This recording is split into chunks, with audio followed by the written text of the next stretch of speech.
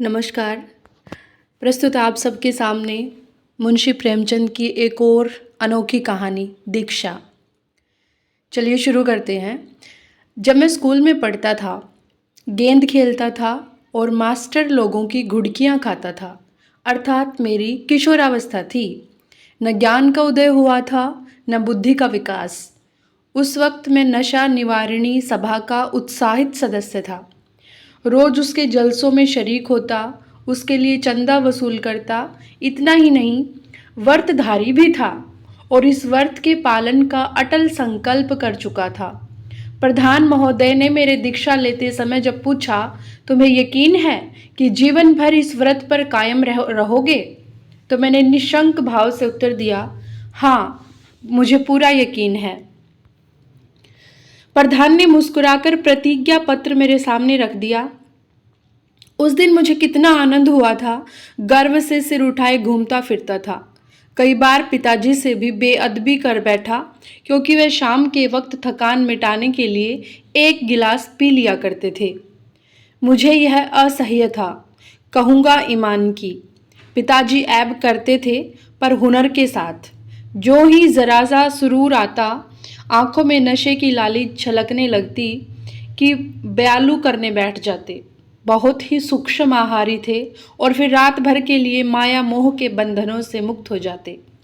मैं उन्हें उपदेश देता था, उनसे जिरह करने पर उतारू हो जाता था। एक बार तो मैंने गजब कर डाला था। उनकी बोतल और गिलास को पत्थर पर इतनी जोर से पटका कि भगवान कृष्ण ने कंस को भी इतनी जोर से न पटका होगा। घर में कांच के टुकड़े फैल गए और कई दिनों तक नग्न पांवों से फिरने वाली औरतों के पांवों से खूब खून बहा। पर मेरा उत्साह तो देखिए, पिता की तेज नज़र की भी परवाह न की। पिताजी ने आकर अपनी संजीवनी प्रदायिनी बोतल का यह शोक समाचार सुना तो सीधे बाजार गए और एक क्षण में ताक के शून्य स्थान की पूर्ति हो गई। मैं देवासुर संग्राम के लिए कमर कसे बैठा था, मगर पिताजी के मुख पर लेश मात्र भी मैल न आया। उन्होंने मेरी ओर उत्साहपूर्ण दृष्टि से देखा। अब प्रतीत होता है कि वह आत्मोल्लास, विशुद्ध सत्कामता और अलौकिक स्नेह से परिपूर्ण थी, और मुस्कुरा दिए। उसी तरह मुस्कुराए जैसे कई महीने पहले प्रधान महोदय मुस्कुराए थे। अब उनके मुस्कुराने का मतलब समझ रहा हूँ, उस वक्त ना समझ सका था। बस इतनी ही ज्ञान की बुद्धि हुई है। उस मुस्कान में कितना व्यंग्य था, मेरे बाल व्रत का कितना उपहास और मेरी सरलता पर कितनी दया थी, अब उसका मर्म समझा हूँ। मैं अपने कॉलेज में अपने व्रत पर दृढ़ रहा। मेरे कितने ही मित्र संयमशील न थे। मैं आदर्श चरित्र समझा जाता था। कॉलेज में उस संकीर्णता का निर्वाह कहाँ। मूर्ख बना दिया जाता, कोई मुल्ला की पदवी देता, कोई नासेह कहकर मजाक उड़ाता। मित्रगण व्यंग्य भाव में कहते, हाय अफसोस तूने पी कि नहीं। तात्पर्य यह है कि यहाँ मुझे उदार बनना पड़ा। दोस्तों को कमरे में चुस्कियां लगाते देखता और मैं बैठा रहता। भंग घुटती और मैं देखा करता। लोग याचना पूर्वक कहते, अजी जरा लो भी, तो विनीत भाव से कहता, माफ कीजिए, यह मेरे सिस्टम को सूट नहीं करती। सिद्धांत के बदले अब मुझे शारीरिक असमर्थता का बहाना करना पड़ा। वह सत्याग्रह का जोश जिसने पिता की बोतल पर हाथ साफ किया था, गायब हो गया था। यहाँ तक कि एक बार जब कॉलेज के चौथे वर्ष में मेरा लड़का पैदा होने का समाचार मिला, तो अब मेरी उदारता की हद हो गई। मैंने दोस्तों के आग्रह से विवश होकर उनकी दावत की और अपने हाथों से ढाल ढाल कर उन्हें पिलाई। उस दिन साकी बनने में पूरा आनंद मिल रहा था। उदारता वास्तव में सिद्धांत से गिर जाने, आदर्श से विमुख हो जाने का ही दूसरा नाम है। अपने मन को समझाने के लिए युक्तियों का अभाव कभी नहीं होता। दुनिया में सबसे सरल कार्य अपने आप को धोखा देना है। मैंने स्वयं तो नहीं पी, पिला दी, इसमें मेरी क्या हानि। दोस्तों की दिलशिकनी तो नहीं की। मज़ा तो जब ही है कि दूसरों को पिलाएं और खुद न पिए। खैर, कॉलेज से मैं बेदाग निकल आया। अपने शहर में वकालत शुरू की। सुबह से आधी रात तक चक्की में जुतना पड़ता। वे कॉलेज के सैर सपाटे, आमोद विनोद सब स्वप्न हो गए। दोस्तों की आमद रफ्त बंद हुई, यहाँ तक कि छुट्टियों में भी दब मारने की फुर्सत न मिलती। जीवन संग्राम कितना विकट है, इसका एहसास हुआ। इसे युद्ध कहना ही भ्रम है। युद्ध की उमंग, उत्तेजना, वीरता और जय ध्वनि यहाँ कहाँ? यह युद्ध नहीं, ठेलम ठेल, धक्का पेल है। यहाँ चाहे धक्के खाएं, मगर तमाशा घुसकर देखें की दशा है। माशूक का वस्ल कहाँ, उसकी चौखट का चूमना, दरबान की गालियां खाना और अपना सा मुंह लेकर चले आना। दिन भर बैठे बैठे अरुचि हो जाती। मुश्किल से 2 रोटियां खाता और मन में कहता, क्या इन्हीं 2 रोटियों के लिए यह सिर मगजन और दीदा रेजी है? मरो खपो और व्यर्थ के लिए। इसके साथ ही अरमान भी था कि अपनी मोटर हो, बड़ा मकान हो, थोड़ी सी जमींदारी हो, कुछ रुपए बैंक में हो। पर यह सब हुआ भी तो मुझे क्या? औलाद उनका सुख भोगेगी, मैं तो बेकार ही मरा। मैं तो खजाने का सर्प ही रहा। नहीं, ये नहीं हो सकता। मैं दूसरों के लिए जान ही न दूंगा। अपनी मेहनत का मजा खुद भी चखूंगा। क्या करूं? कहीं सैर करने चलूं? मुवक्किल सब तितर बितर हो जाएंगे। ऐसा नामी वकील तो हूं नहीं कि मेरे बगैर काम ही ना चले। और कतिपय नेताओं की भांति असहयोग व्रत धारण करने पर भी कोई बड़ा शिकार देखूं तो झपट पड़ूं। यहाँ तो पिद्दी, बटेर, हारिल, इन्हीं सब पर निशान मारना है। फिर क्या रोज थिएटर जाया करूं? बेकार है। कहीं 2 बजे रात को सोना नसीब होगा, बिना मौत मर जाऊंगा। आखिर मेरे हमपेशा और भी तो हैं। वे क्या करते हैं जो उन्हें बराबर खुश और मस्त देखता हूं? मालूम होता है उन्हें कोई चिंता ही नहीं। स्वार्थ सेवा अंग्रेजी शिक्षा का प्राण है। पूर्व औलाद के लिए, कीर्ति के लिए, धर्म के लिए मरता है, पश्चिम अपने लिए।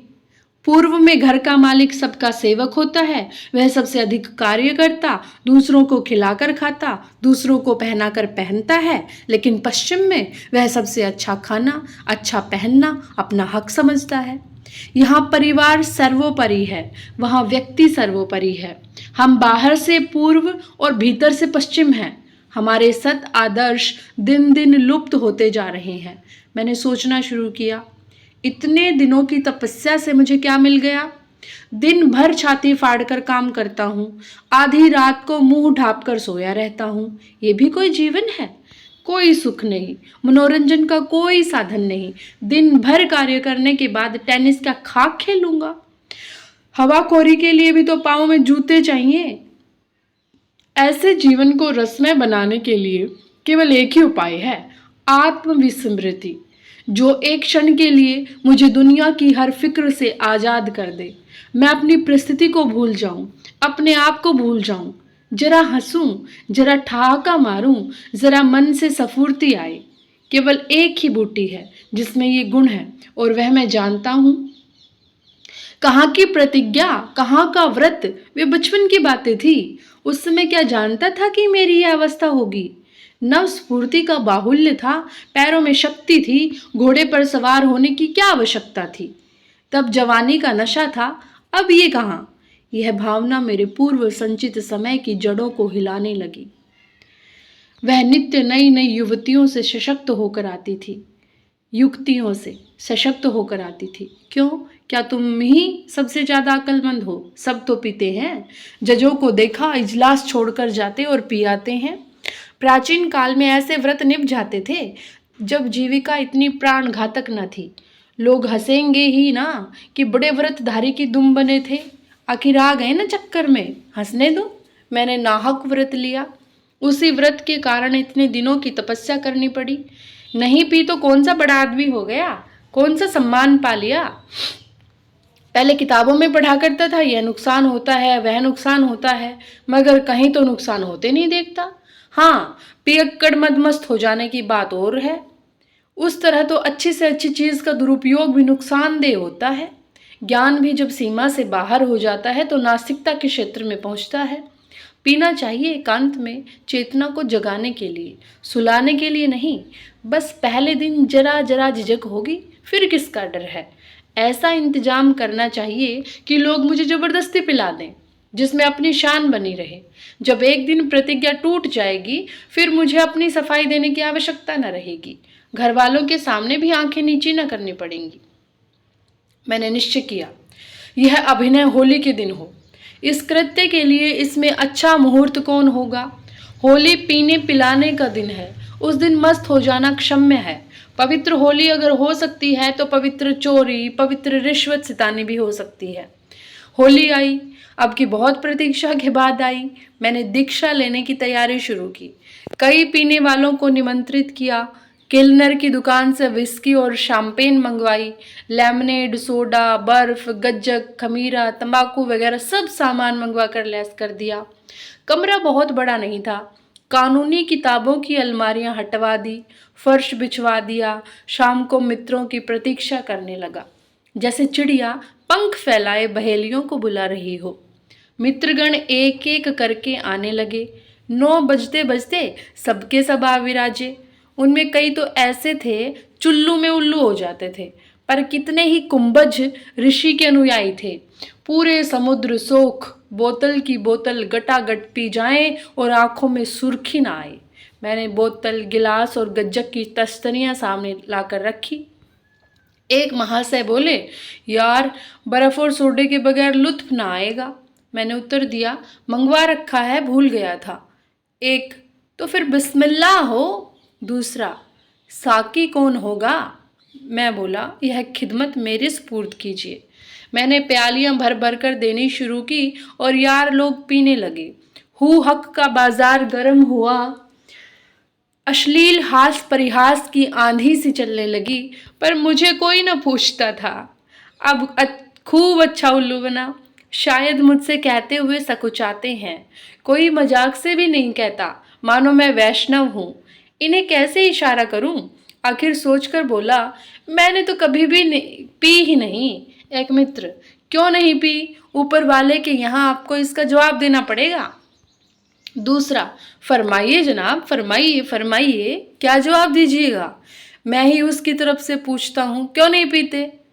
मैं, अपनी तबीयत जी नहीं चाहता। दूसरा, ये तो कोई जवाब नहीं। कोदो देकर वकालत पास की थी क्या। तीसरा, जवाब दीजिए जवाब दीजिए दीजिए, आपने समझा क्या है। भगवान को आपने ऐसा वैसा समझ लिया क्या। दूसरा, क्या आपको कोई धार्मिक आपत्ति है। मैंने कहा, हो सकता है। तीसरा, वाह रे धर्मात्मा, क्यों ना हो, आप बड़े धर्मात्मा हैं, जरा आपकी दुम देखूं।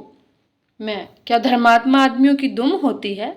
चौथा, और क्या, किसी के 1 हाथ की, किसी के 2 हाथ की। आप हैं किस फेर में। दुमदारों के सिवा धर्मात्मा है ही कौन। हम सब पापात्मा हैं। तीसरा, धर्मात्मा वकील, ओहो। धर्मात्मा वेश्या, ओहो। दूसरा, धार्मिक आपत्ति तो आपको हो ही नहीं सकती।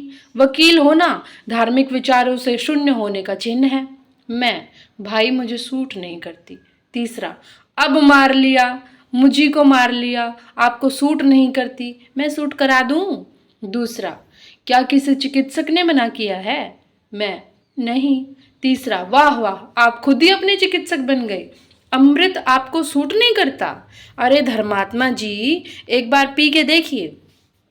दूसरा, मुझे आपके मुंह से सुनकर बड़ा आश्चर्य हुआ भाई जी। ये औषधि है, महाऔषधि, यही सोमरस है। कहीं आपने नशा निवारण की प्रतिज्ञा तो नहीं ले ली। मैं, मान लीजिए ली हो तो। तीसरा, तो आप मूर्ख हैं, सीधे सीधे कोरे मूर्ख। चौथा, जाम चलने को है, सब अहले नजर बैठे हैं, आंख साकी न चुराना, हम इधर बैठे हैं। दूसरा, हम सभी नशा निवारण के प्रतिज्ञाधारी हैं, पर जब हम हैं ही नहीं रहे, जब वह हम ही नहीं रहे, तो वह प्रतिज्ञा कहाँ रही। हमारे नाम वही हैं, पर हम वह नहीं हैं। जहाँ लड़कपन की बातें गई, वहाँ प्रतिज्ञा भी गई। मैं, आखिर इससे लाभ क्या है। दूसरा, ये तो पीने से ही मालूम हो सकता है। एक प्याली पीजिए, फायदा ना मालूम हो तो फिर ना पीजिएगा। तीसरा, मारा मारा, अब मुझी को पिलाकर छोड़ेंगे। चौथा, ऐसे में ख्वार हैं, दिन रात पिया करते हैं, हम तो सोते में तेरा नाम लिया करते हैं। पहला, तुम लोगों से न बनेगा, मैं पिलाना जानता हूँ। ये महाशय मोटे ताजे आदमी थे। मेरा गला दबाया और गिलास मुंह से लगा दिया। मेरी प्रतिज्ञा टूट गई, दीक्षा मिल गई, अभिलाषा पूरी हुई, किंतु बनावटी क्रोध से बोला, आप लोग अपने साथ मुझे भी ले डूबे। दूसरा, मुबारक हो मुबारक। तीसरा, मुबारक मुबारक, 100 बार मुबारक। नव दीक्षित व्यक्ति बड़ा धर्मपरायण होता है। मैं शाम के वक्त दिन भर की वाग वितंडा से मुक्ति पाकर जब अकेले में अथवा 2-4 मित्रों के साथ बैठकर गिलास पर गिलास चढ़ाता तो चित्त उल्लसित हो उठता था। रात को नींद खूब आती थी, पर सुबह अंग अंग में पीड़ा होती, अंगड़ाइयाँ आती, मस्तिष्क शिथिल हो जाता। यही जी चाहता है कि आराम से बिस्तर पर लेटा रहूं। दोस्तों ने सलाह दी कि खुमारी उतारने के लिए सवेरे भी एक पैग पी लिया जाए, जो बहुत अच्छा है। मेरे मन में भी बात बैठ गई। मुंह हाथ धोकर पहले संध्या किया करता था, अब मुंह हाथ धोकर चट अपने कमरे के एकांत में बोतल लेकर बैठ जाता। मैं इतना जानता था कि नशीली चीजों का चस्का बुरा होता है, व्यक्ति धीरे धीरे उनका आदी हो जाता है, यहाँ तक कि वह उनके बिना कुछ काम ही नहीं कर सकता। किंतु ये बातें जानते हुए भी मैं उनके वशीभूत होता जाता था। यहाँ तक नौबत पहुंची कि नशे के बिना कुछ कार्य ही न कर सकता। जिसे आमोद के लिए मुंह लगाया था, वह साल ही भर में मेरे लिए जल और वायु की भांति बहुत जरूरी हो गई। अगर कभी किसी मुकदमे में बहस करते करते देर हो जाती तो ऐसी थकावट चढ़ती मानो मीलों पैदल चला हूं। उस दशा में मैं घर आता तो अनायास ही बात बात पर झुंझलाता, कहीं नौकर को डांटता, कहीं बच्चों को पीटता, कहीं स्त्री पर गुस्सा होता। यह सब कुछ था, पर मैं कतिपय उन शराबियों की भांति नशा आते ही दून की न लेता था, अनर्गल बातें न करता था, हल्ला न मचाता था, न मेरे सेहत पर ही मद्य सेवन का कुछ असर नजर आता था। वर्षा के दिन थे, नदी नाले बड़े हुए थे। अफसरान बरसात में भी दौरे करते हैं, उन्हें अपने भत्ते से मतलब है। लोगों को कितना कष्ट होता है इससे उन्हें कुछ सरोकार नहीं। मैं मुकदमे के दौरे पर गया, अनुमान किया था शाम तक लौट आऊंगा, मगर नदियों का चढ़ाव उतार पड़ा। 10 बजे पहुंचने के बदले शाम को पहुंचा। जंट साहब मेरा इंतजार कर रहे थे। मुकदमा पेश हुआ, लेकिन बहस खत्म होते होते रात 9 बज गए। मैं अपनी अवस्था क्या कहूँ। जी चाहता था जंट साहब को नोच खाऊं, कभी अपने प्रतिपक्षी वकील की दाढ़ी नोचने को जी चाहता था, जिसने बरबस बहस को इतना बढ़ाया। कभी जी चाहता था अपना सिर पीट लो। मुझे सोच लेना चाहिए था कि आज रात को देर हो गई तो जंट मेरा गुलाम तो है नहीं कि मेरी इच्छा हो वही करे। न खड़े रहा जाता न बैठे। छोटे मोटे पियक्कड़ मेरी दुर्दशा की कल्पना नहीं कर सकते। खैर, 9 बजते बजते मुकदमा खत्म हुआ, पर अब जाऊं कहाँ। बरसात की रात, कोसों तक आबादी का पता नहीं, घर लौटना कठिन ही नहीं नामुमकिन था। आसपास भी कोई गांव नहीं जहां शराब मिल सके। गांव हो भी तो वहां जाए कौन। वकील कोई दरोगा नहीं कि किसी को बेगार में भेज दे। बड़ी विकट परिस्थिति में पड़ा हुआ था। मुवक्किल चले गए, दर्शक चले गए, बेगार चले गए। मेरा प्रतिद्वंदी मुसलमान चपरासी के दस्तरखान में शरीक होकर डाक बंगले के बरामदे में पड़ा रहा। पर मैं क्या करूं, यहाँ तो मरना सा हो रहा था।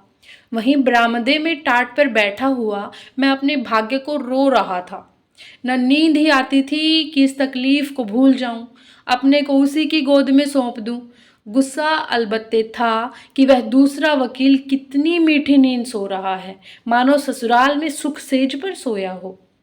इधर तो मेरा यह बुरा हाल था, उधर डाक बंगले में साहब बहादुर शराब के गिलास पर गिलास चढ़ा रहे थे। शराब के ढालने की मधुर ध्वनि मेरे कानों में आकर चित्त को और भी व्याकुल कर देती। मुझसे बैठे न रहा गया। धीरे धीरे चिक के पास गया और अंदर झांकने लगा। आह, कैसा जीवनदायक दृश्य था। सफेद बिल्लोर के गिलास में बर्फ और सोडा वाटर से अलंकृत अरुण मुख कामिनी शोभायमान थी। मुंह में पानी भर आया। उस समय कोई मेरा दोस्त उतारता तो लोलुपता के चित्रण से बाजी मार ले जाता। साहब की आंखों में लाली थी, मुंह पर लाली थी। एकांत में बैठा पीता और मानसिक उल्लास की लहर में एक अंग्रेजी गीत गाया था। कहाँ वह जन्नत का सुख और कहाँ यह मेरा नरक भोग। कई बार तीव्र इच्छा हुई कि साहब के पास चलकर एक गिलास मांगू, पर डर लगता था कि कहीं शराब के बदले ठोकर मिलने लगे तो यहाँ कोई विनती सुनने वाला भी नहीं है। मैं वहाँ तब तक खड़ा रहा जब तक साहब का खाना खत्म न हो गया। मनचाहा खाना और मदिरा सेवन के उपरांत उसने खानसामा को मेज साफ करने के लिए बुलाया। खानसामा वहीं मेज के नीचे बैठा ऊँघ रहा था। उठा और प्लेट लेकर बाहर निकला तो मुझे देखकर चौंक पड़ा। मैंने शीघ्र ही उसको आश्वासन दिया, डरो मत, मैं हूँ। खानसामा ने आश्चर्यचकित होकर कहा, आप हैं वकील साहब? क्या हुजूर यहीं खड़े थे? मैं, हाँ, जरा देखता था कि ये सब कैसे खाते पीते हैं, बहुत शराब पीते हैं। खानसामा, अजी कुछ पूछिए मत, 2 बोतल दिन रात में साफ कर डालता है, 20 रुपये रोज की शराब पी जाता है, दौरे पर चलता है तो 4 दर्जन बोतलों से कम साथ नहीं रखता। मैं, मुझे भी कुछ आदत है पर आज नहीं मिली। खानसामा, क्या करूं, यहाँ तो कोई दुकान भी नहीं। समझता था जल्दी से मुकदमा हो जाएगा, घर लौट आऊंगा, इसलिए कोई सामान साथ न लाया। खानसामा, मुझे तो अफीम की आदत है, एक दिन न मिले तो बावला हो जाता हूँ। अमल वाले को चाहे कुछ न मिले, अमल मिल जाए तो उसे कोई फिक्र नहीं, खाना चाहे 3 दिन न मिले। मैं, वही हाल भाई भुगत रहा हूँ, ऐसा प्रतीत होता है शरीर में जान ही नहीं है। खानसामा, हुजूर को कम से कम 1 बोतल साथ रख लेनी चाहिए थी, जेब में डाल लेते। मैं, इतनी ही तो भूल हुई, नहीं रोना काहे का था। खानसामा, नींद भी ना आती होगी। मैं, कैसी नींद, दम लबों पर है, न जाने रात कैसे गुजरेगी। मैं चाहता था खानसामा अपनी तरफ से मेरी अग्नि शांत करने का प्रस्ताव करे जिसमें मुझे शर्मिंदा न होना पड़े, पर खानसामा भी चंट था। बोला, खुदा का नाम लेकर सो जाइए, नींद कब तक ना आएगी। मैं, नींद तो ना आएगी, हाँ मर भले ही जाऊंगा। क्या साहब बोतलें गिनकर रखते हैं? गिनते तो क्या होंगे। खानसामा, अरे हुजूर, एक ही मुंजी है, बोतल पूरी नहीं होती तो उस पर निशान बना देता है, मजाल है कि 1 बूंद भी कम हो जाए। मैं, बड़ी मुश्किल है, मुझे तो 1 गिलास चाहिए बस, इतना ही चाहता हूँ कि नींद आ जाए, जो इनाम कहो वह दूं।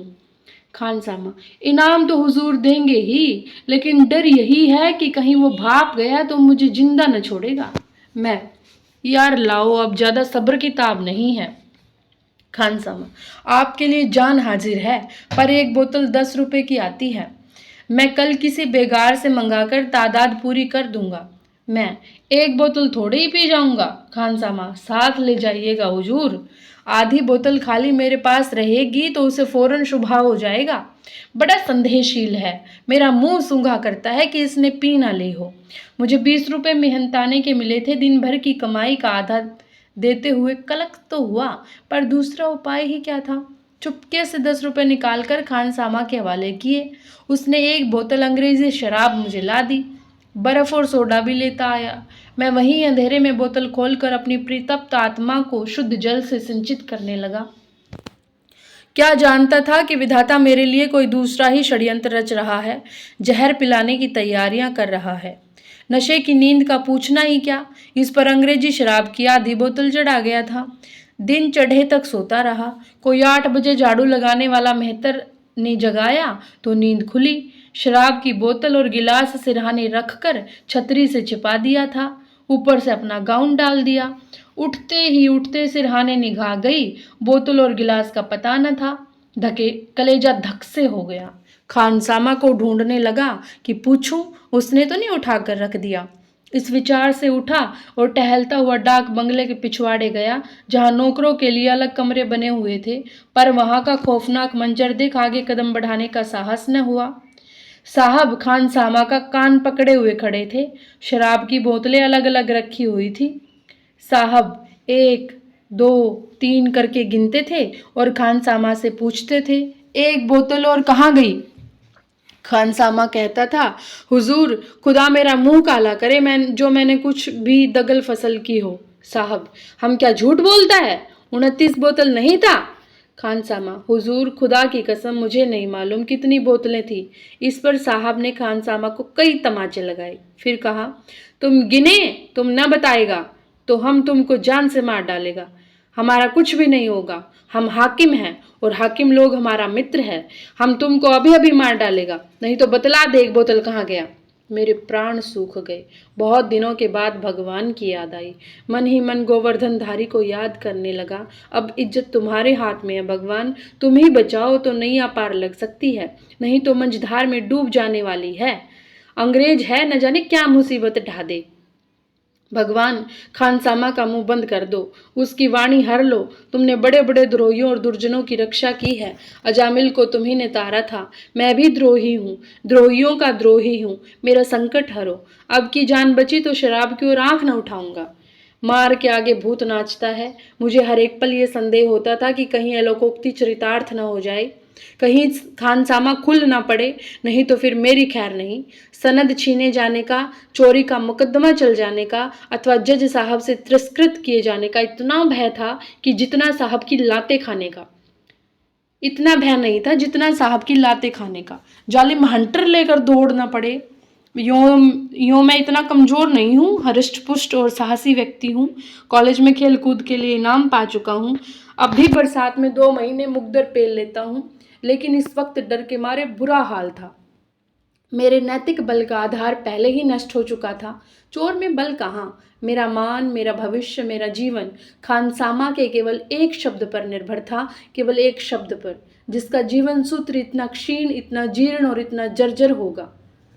मैं मन ही मन प्रतिज्ञा कर रहा था, शराबियों की तौबा नहीं, सच्ची दृढ़ प्रतिज्ञा की कि इस मुसीबत से बचा लो, फिर शराब न पीऊंगा। मैंने अपने मन को चारों ओर से बांध रखने के लिए, अपने कुतर्कों का दरवाजा बंद करने के लिए एक भारी शपथ खाई। मगर हाय रे दुर्देव, कोई मददगार न हुआ। न गोवर्धनधारी ने सुध ली, न नृसिंह भगवान ने। वे सब सतयुग में आया करते थे। न प्रतिज्ञा कुछ काम आई, न शपथ का कुछ प्रभाव पड़ा। मेरे भाग्य या दुर्भाग्य में जो कुछ बदा था वह होकर रहा। विधाता ने मेरी प्रतिज्ञा सुदृढ़ करने के लिए शपथ को यथेष्ट न समझा। खानसामा बेचारा अपनी बात का धनी था। थप्पड़ खाए, ठोकरें खाई, दाढ़ी नुचवाई, पर न खुला, बड़ा सत्यवादी वीर पुरुष था। मैं शायद ऐसी दशा में इतना अटल न रह सकता, शायद पहले ही थप्पड़ में उगल देता। उसकी ओर से मुझे जो घोर शंका हो रही थी वह निर्मूल सिद्ध हुई। जब तक जीऊंगा उस वीरात्मा का गुणानुवाद करता रहूंगा। पर मेरे ऊपर दूसरी ओर से पहाड़ टूट पड़ा। खानसामा पर जब मारधाड़ का कुछ असर न हुआ तो साहब उसके कान पकड़े हुए डाक बंगले की तरफ चले। मैंने उन्हें आते देखा तो चटपट सामने बरामदे में आ बैठा और खुद को ऐसा मुंह बना लिया मानो कुछ जानता ही नहीं। साहब ने खानसामा को लाकर मेरे सामने खड़ा कर दिया। मैं भी उठकर खड़ा हो गया। उस समय यदि कोई मेरे दिल को चीरता तो खून की बूंद न निकलती।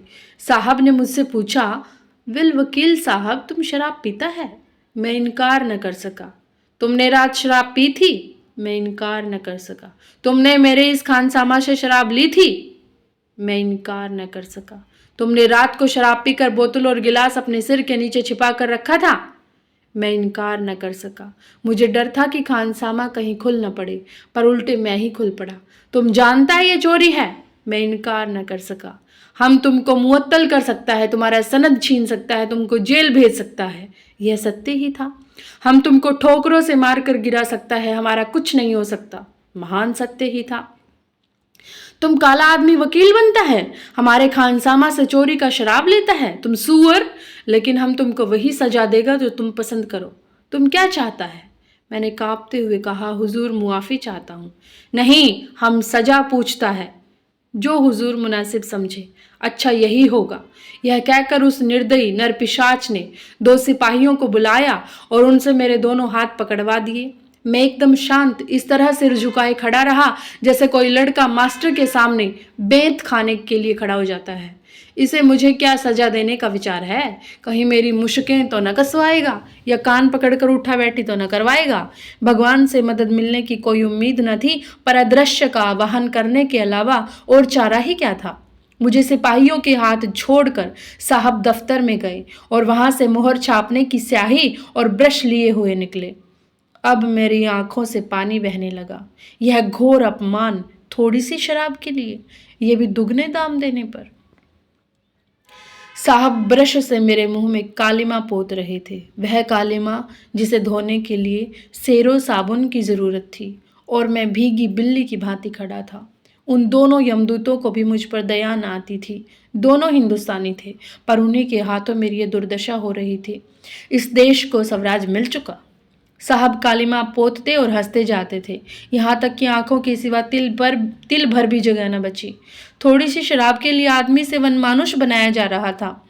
दिल में सोच रहा था, यहाँ से जाते ही जाते बचा पर मानहानि की नालिश कर दूंगा या किसी बदमाश से कह दूंगा इजलास ही पर बच्चे की जूतों से खबर ले। मुझे वनमानुष बनाकर साहब ने मेरे हाथ छुड़वा दिए और ताली बजाता हुआ मेरे पीछे दौड़ा। 9 बजे का वक्त था। कर्मचारी, मुवक्किल, चपरासी सभी आ गए थे। सैकड़ों आदमी जमा थे।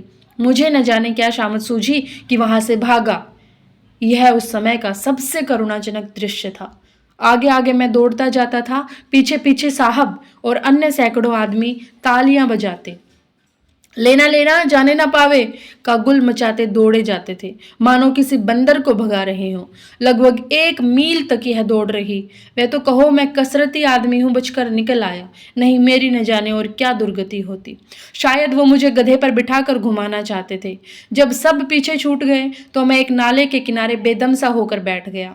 अब मुझे सूझी कि यहाँ कोई आया तो पत्थरों से मारे बिना न छोड़ूंगा, चाहे उल्टी पड़े या सीधी। किंतु मैंने नाले में मुंह धोने की कोशिश नहीं की। जानता था पानी से यह कालिमा न छूटेगी। यह सोचता रहा कि इस अंग्रेज पर कैसे अभियोग चलाऊं। ये तो छिपाना ही पड़ेगा, मैंने इसके खानसामा से चोरी की शराब ली। यदि यह बात प्रमाणित हो गई तो उल्टा मैं ही फंस जाऊंगा। क्या हर्ज है, इतना छिपा दूंगा, शत्रुता का कारण कुछ और ही दिखा दूंगा, पर इस पर मुकदमा अवश्य चलाना चाहिए। जाऊं कहाँ, यह कालिमा मंडित मुंह कैसे दिखाऊं। हाय, हरामी को कालिख ही लगानी थी तो क्या तवे में कालिख ना थी, लैंप में कालिख ना थी, कम से कम छूट तो जाती। कितनी बेइज्जती हुई है, वहीं तक रहती। अब तो मैं मानो अपने कुकृत्य का स्वयं ढिंडोरा पीट रहा हूं। दूसरा होता तो दुर्गति पर डूब मरता। गनीमत यही थी कि अभी तक मार्ग में किसी से भेंट नहीं हुई थी, नहीं तो उसके कालिमा संबंधी सवालों का क्या जवाब देता। अब जरा थकान कम हुई तो मैंने सोचा यहाँ कब तक बैठा रहूंगा, लाओ एक बार कोशिश करके देखूं तो शायद शाही छूट जाए। मैंने बालू से मुंह रगड़ना प्रारंभ किया। देखा तो शाही छूट रही थी। उस समय मुझे जितनी खुशी हुई उसकी कौन कल्पना कर सकता है। फिर तो मेरा हौसला बढ़ा। मैंने मुंह को इतना रगड़ा कि कई जगह चमड़ा तक छिल गया। किंतु वह कालिमा छुड़ाने के लिए मुझे इस समय बड़ी से बड़ी पीड़ा भी मामूली जान पड़ती थी। हालांकि मैं नंगे सिर था, सिर्फ कुर्ता और धोती पहने था, पर यह कोई शर्म की बात नहीं। गाउन, अचकन, पगड़ी डाक बंगले में ही रह गई, लेकिन इसकी मुझे चिंता न थी। कालिख तो छूट गई, लेकिन कालिमा छूट जाती है पर उसका दाग दिल से कभी नहीं मिटता। इस घटना को हुए आज बहुत समय हो गया है। पूरे 5 साल हुए मैंने शराब का नाम नहीं लिया। पीने की कौन कहे, कदाचित मुझे सन्मार्ग पर लाने के लिए यह ईश्वरीय विधान था। कोई युक्ति, कोई तर्क, कोई चुटकी मुझ पर इतनी स्थायी प्रभाव न डाल सकती थी। सुफल को देखते हुए तो मैं यही कहूँगा कि जो कुछ हुआ बहुत अच्छा हुआ, वही होना चाहिए था। पर उस समय दिल पर जो गुजरी थी उसे याद करके आज भी नींद हवा हो जाती है। अब विपत्ति कथा को क्यों तूल दूं, पाठक स्वयं अनुमान कर सकते हैं। समाचार तो फैल गया, किंतु मैंने झेपने और शर्माने के बदले बेहयाई से काम लेना अधिक अच्छा समझा। अपनी मूर्खता पर हंसता था और बेधड़क अपनी दुर्दशा की कथा कहता था। हाँ, चालाकी ये की कि उसमें कुछ थोड़ा सा अपनी तरफ से बढ़ा दिया। अर्थात रात को जब मुझे नशा चढ़ा तो मैं बोतल और गिलास लिए साहब के कमरे में घुस गया और उसे कुर्सी से पटक कर खूब मारा था। इस आक्षेपक के से मेरी दलिता, अपमानित, मर्दित आत्मा को थोड़ा सा सुकून मिलता था। दिल पर तो जो गुजरी थी वह दिल ही जानता था। सबसे बड़ा डर मुझे ये था कि कहीं ये बातें मेरी पत्नी के कानों तक न पहुंचे, नहीं तो उसे बड़ा दुख होगा। मालूम नहीं सुना या नहीं, पर कभी उसने मुझसे इसकी चर्चा नहीं की।